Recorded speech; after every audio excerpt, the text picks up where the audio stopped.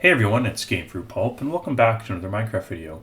In today's video, we're going to be returning to our Belle Cappy creative world building server to take a look at the progress made in Mirror Rock.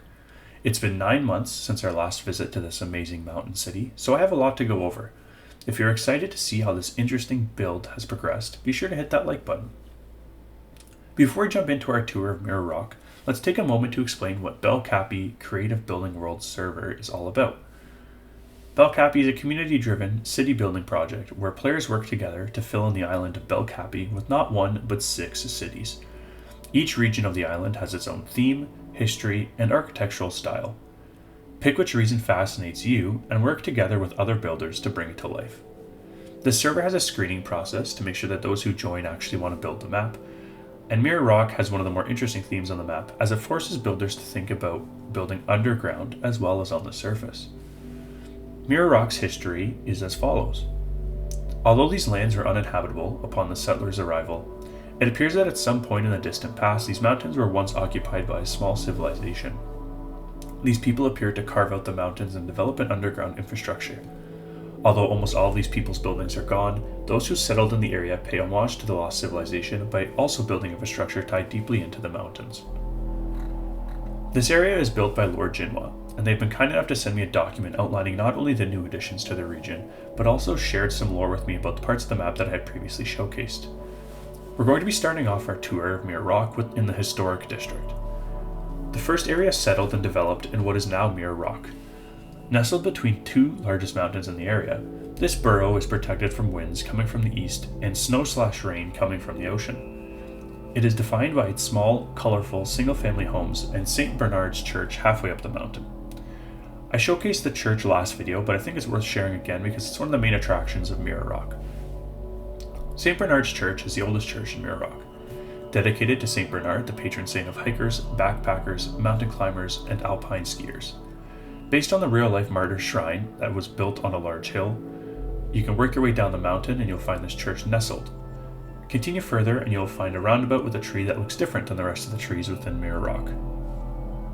This tree was given to Mirror Rock from Stern Isles as a gift for thanks provided after a disastrous tropical storm that hit the island. Stern Isles is one of the other regions on the map of Belle Cappy. The cluster of islands is focused on nature and is off limits to large-scale development. Next to this tree roundabout, you find the neighborhood of Rotmer. Due to a large influx of people migrating to Mirror Rock, this neighborhood was built to handle the quickly increasing population.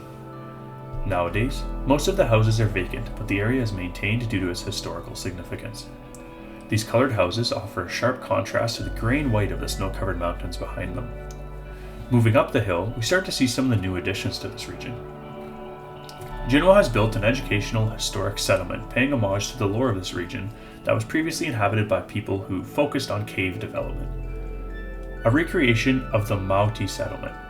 The Mauti were the first people to inhabit these mountains. Their settlements, tro houses, from the words troglodyte and house, are similar to longhouses, but instead of being made of wood, they were carved into the mountains. The settlement has lodging, family lodging, small farms, cooking and eating spaces, a basic infirmary, tool station, and storage, as well as a smokehouse. I think that this area is probably one of my favorites of all the new additions to the Mirror Rock because it's tied so deeply into the theme of the area and helps establish the purpose for the way that the area of Mirror Rock is built.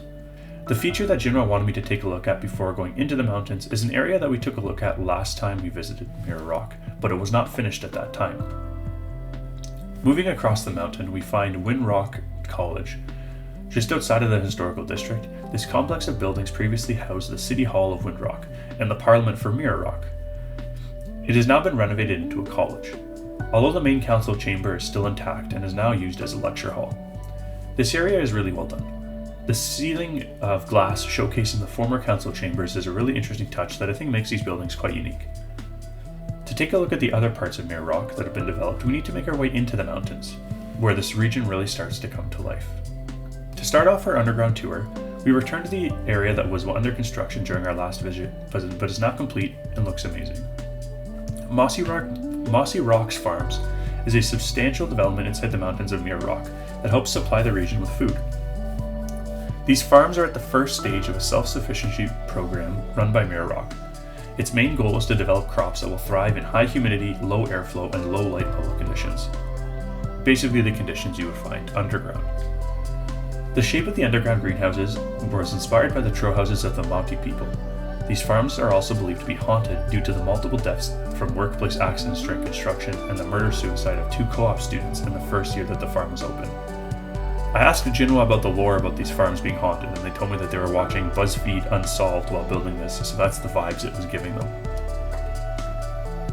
Moving now from the industry area of the underground to the more city-type development of the underground, we find several monuments and buildings to take a look at.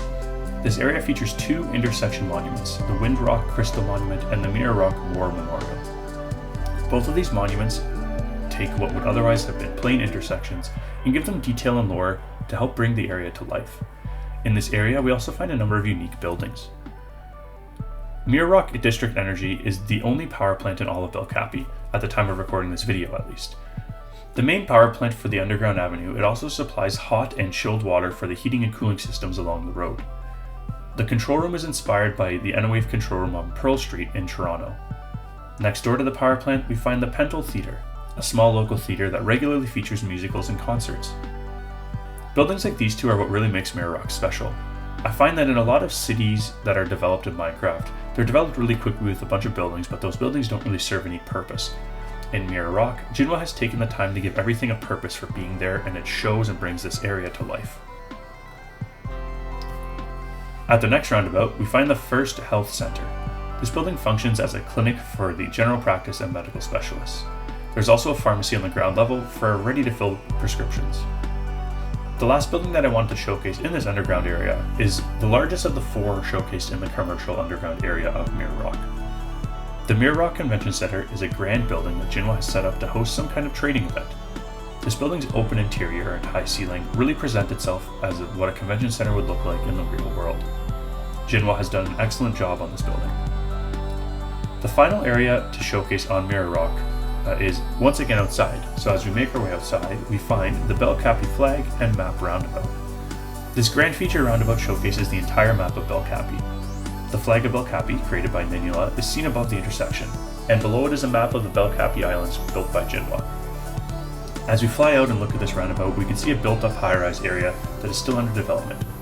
I can't wait to see what this area of Mirror Rock will look like the next time we visit. That is going to be it for the showcase, but if you liked what you saw in the video, you can come and explore Mirror Rock and the other 5 regions of Belle Cappy for yourself at creative.amusicraft.net. If you are new to the channel and you enjoyed the video, be sure to hit that subscribe button, and if you're a returning viewer and you enjoyed, be sure to leave a like and share the channel with your friends so that we can continue to grow our community. If you're looking for more ways to support the channel, you can find a link in the description of the video for my Linktree page, where you can find my Patreon as well as other social media sites. Thank you all for taking the time to watch the video. I hope that you enjoyed it. My name is Gamefruitpulp, and this has been a Minecraft Belle Cappy Minecraft video. Have a good one.